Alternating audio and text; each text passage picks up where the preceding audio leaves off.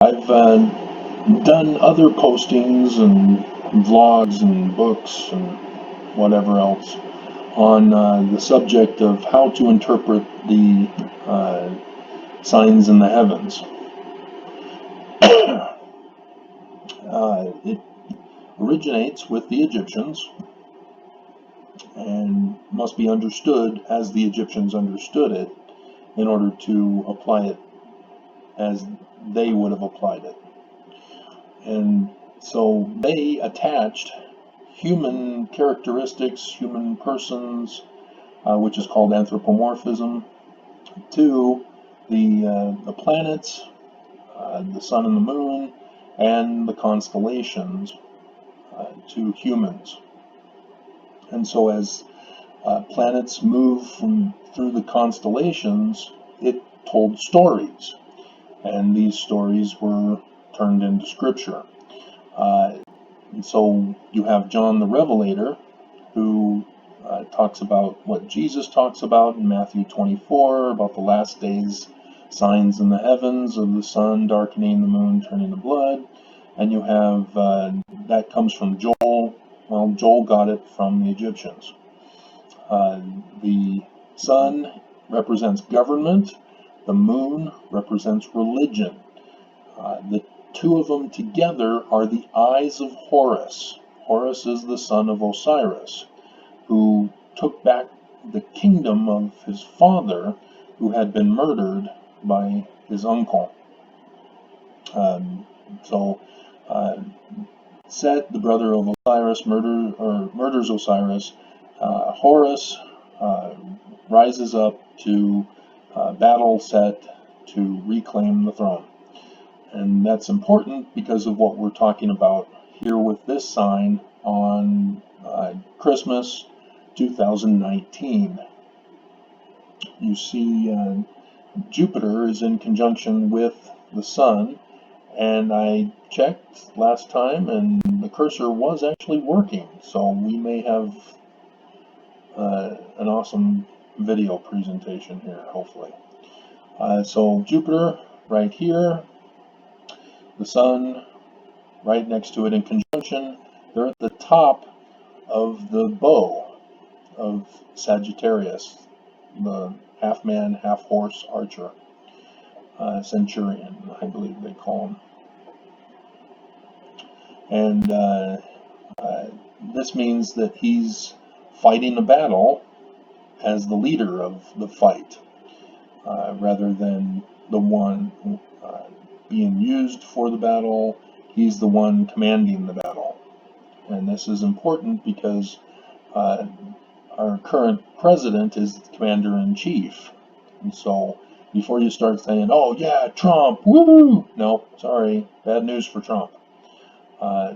Who's Jupiter? We had to go to John the Revelator to identify Jupiter as the man-child that he is talked about in Revelation chapter 12. Correctly translated, it's male child, so it's not a man baby, but it has significance as a male adult rather than a baby being born, because it's a son of God, thus the son representing God and receiving God's power as the authoritative commander, the King of Kings, shall we say. And so Jupiter corresponded with the sign of the woman and the baby in her womb that is born to rule the world. And so here Jupiter is the King of Kings, Lord of Lords. Now, guess what? It's not Jesus, because this is a latter-day sign, not a sign from 1 AD. You'll have to go back in time for that. We're talking about Christmas. This is people living on Earth right now. And so this person is here, people. the Jews have long been waiting for their last days Messiah, and he's here, and he's getting crowned with glory, conquering the battle for Christmas. I think the Jewish Festival of Lights is after Christmas. I'd have to triple check, but or may actually have been earlier. Maybe we're in it. I don't know. I'd have to check. I can't do that without exiting out of this program and canceling the video.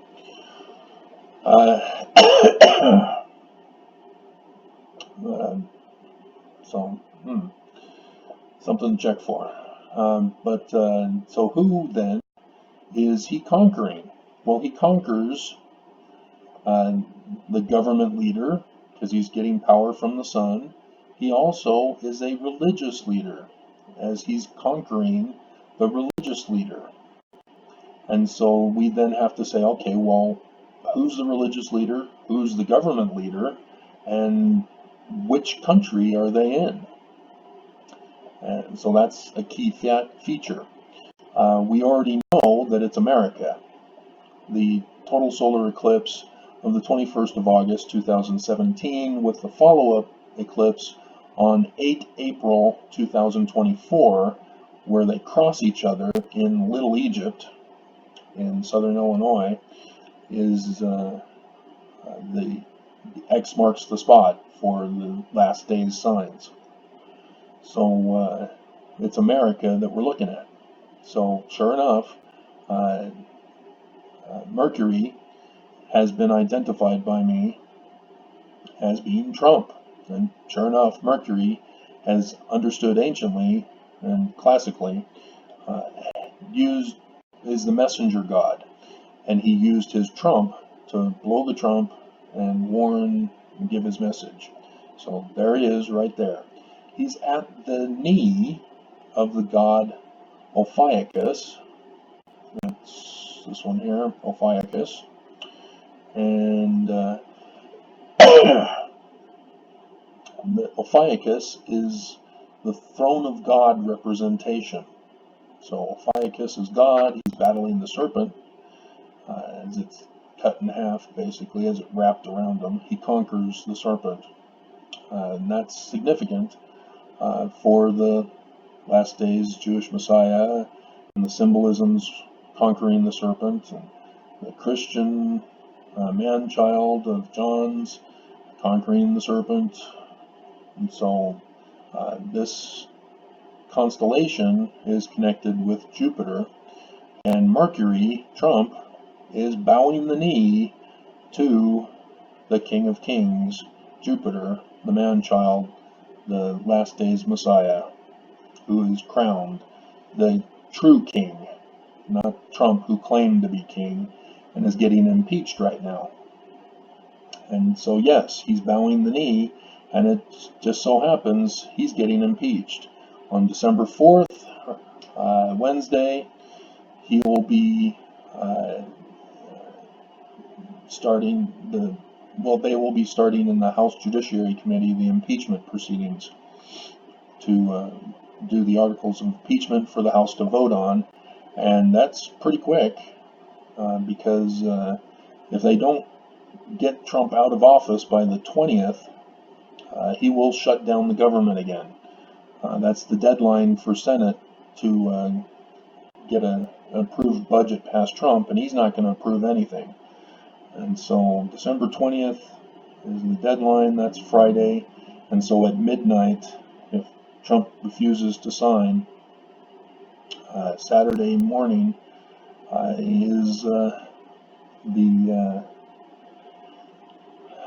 shutdown just before Christmas. And so also another indicator of Trump losing his power is the moon. It's between Mercury and Mars, so Mars also is losing its power, and we'll get to that in a second. The moon, even though a religious entity, is uniting with Jupiter on the 25th this year at 11 p.m. here in America will be the new moon, and thus starts a new age with the new King of Kings. And so Trump, according to the signs in the heavens, is going to be indicted before Christmas and removed from office and a new king installed, the man-child. And no, it can't be Pence, because Pence has to go too, because he's also under fire for the crimes of covering up the Ukraine phone scandal. And so the moon is waning. That means it's losing its power, it's dying, it's losing its authority, it's darkening from the full glory of light as a full moon, which is comparable to the sun. And so Mercury is also symbolized as losing his authority, losing his kingdom to Jupiter, the man-child, because Mercury is at the kneecap, symbolizing bowing the knee to the replacement. Okay, also losing power, losing authority, losing his position, is the religious leader. Now, this is strange because Mars is known as the warrior, the commander-in-chief. So I originally thought that Mars would be Trump. But according to what Trump did on Earth, as the signs indicated in the heavens, Mercury is actually Trump. And so this Mars corresponded with the religious leader in America, and that religious leader is Russell M. Nelson of the Church of Jesus Christ of Latter-day Saints. As I've watched what he has done, making announcements, making speeches, conference talks, etc., Mars has followed the symbolism for him. And so Mars, as you can see, is in the scales of Libra. He's in the middle, which means he's being weighed in the balance. He's being judged. He's not at the top of the scales where he would be the judge. He's in the middle. He's being judged now. And the moon indicates he's losing his authority. He's having it stripped from him. He's a crook and a criminal. And there must be a lawsuit out there about him that would take away his authority, wouldn't there? Yep, sure enough. I'm suing him. And it's in the courts right now, federal courts. And it's the corporation, not the religion. If any of you Mormons are upset, because you Mormons will be upset, and how do I know this? Because as Ephesians talks about Jesus being the husband to the church, and so men or husbands should be good to their wives, as Christ was good to the church. The wife of Mars, who is also a sister, is Venus. So there's the members of the LDS Church, the Mormons, and they're at the horn of the cornucopia, which is also Capricorn, the goat beast. And everybody knows the goat beast is the symbol of Luciferianism. And so this is a message of Satanism, satanic messaging from the members of the church, the Mormons. And as you see, Mars is being judged. So Mormons are going to be spewing their anger, their hatred, and weeping, wailing, gnashing of teeth. So that's how it works. It's fascinating.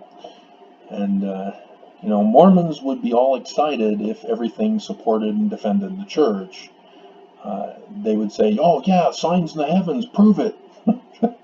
But because the signs in the heavens go against them, Mormons are saying, no, signs in the heavens are evil, they're satanic and devil and wrong, fake news. That's just how it works. When it goes against you, you call it fake news, and when it supports you, you embrace it. That's just absurd. You got to follow the patterns. The ancients have already set the standard for how to interpret things, and so you just have to watch what people do on Earth during the current time period to correlate with who they would represent in the heavens. And so, yes, the man-child, the Jewish Messiah, he's here now, and he's winning. Isn't that wonderful? Yay, just in time for Christmas. If you've seen the movie Zeitgeist, it goes over the symbolism of Christmas, which indicates that the New Testament gospel story about the birth of Christ is actually a prophecy, not an actual history. And since there's some historical contradictions and errors, you realize, oh yeah, it is. They're using the people from their time frame to symbolize the prophecy that they're trying to talk about. And here it is. There's the prophecy of the birth of Jesus, or the crowning of the man-child, the Christ, which means anointed in Greek, and Hebrew is Messiah. And so all the kings of Israel and of Judah, when they split, so yes, King David was Christ. And Christians don't seem to recognize that because of the alteration of the definitions. That's part of war tactics, is cause confusion in the language. And so, yes, the man-child is to restore the kingdom of David, which actually is the 18th dynasty Egyptians, the David-Moses dynasty. That's the 18th dynasty, Daout Mose, and that's the phonetic equivalent. And interestingly, the first pharaoh of the 18th dynasty, Ahmose, is actually Yah-Mose, and Yah is the Hebrew God. So there he is in the Egyptians, the god of the 18th dynasty, Daout Mose. And interesting, Daout is the Egyptian god Thoth. And so, yeah, like I said, I've already done all these publications and so forth. So there you have it for Christmas. We have the crowning of the king